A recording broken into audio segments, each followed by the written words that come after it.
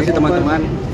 Sebagaimana konfirmasi kami dari hari Minggu kemarin ya, bahwa hari ini tim penyidik KPK memanggil pihak yang ditetapkan sebagai tersangka ya dalam dugaan korupsi terkait dengan gratifikasi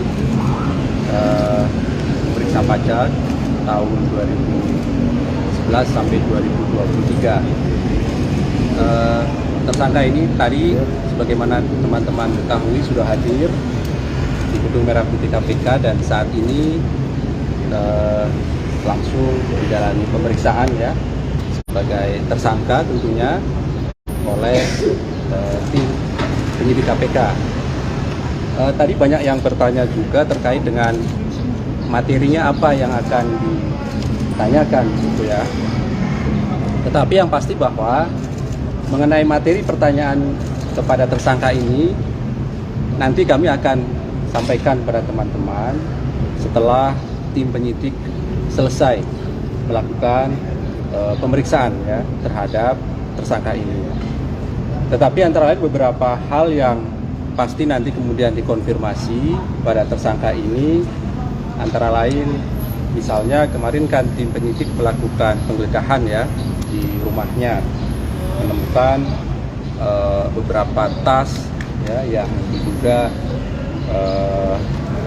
merek-merek yang terkenal itu gitu ya, yang jumlahnya puluhan, kurang lebih 70-an. Saya kira ini nanti pasti akan dikonfirmasi, termasuk ketika tim KPK dan PPATK menemukan uang gitu ya di STB yang miliaran rupiah itu, puluhan miliar, pasti juga akan dikonfirmasi pada tersangka ini.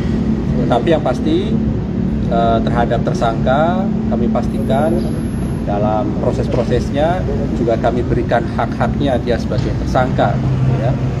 Kalau kemudian dia akan menyampaikan pembuktian sebaliknya misalnya dari apa yang kemudian KPK tersangkakan ini, pasti kami juga berikan tempat dan ruang yang sama untuk tersangka ini dapat menjelaskan langsung di hadapan tim penyidik KPK pada hari ini ataupun di hari-hari yang akan datang ketika dilakukan pemeriksaan berikutnya. Tadi ada pertanyaan juga, apakah hari ini juga akan dilakukan penahanan misalnya terhadap tersangka ini? Tentu nanti tim penyidik KPK setelah melakukan pemeriksaan akan menganalisis lebih lanjut ya, apakah ada keperluan untuk dilakukan penahanankah terhadap tersangka ini gitu ya. Tetapi yang pasti perlu kami sampaikan, teman-teman juga tahu bahwa hampir tidak ada kemudian orang yang ditetapkan sebagai tersangka oleh KPK tidak dilakukan penahanan.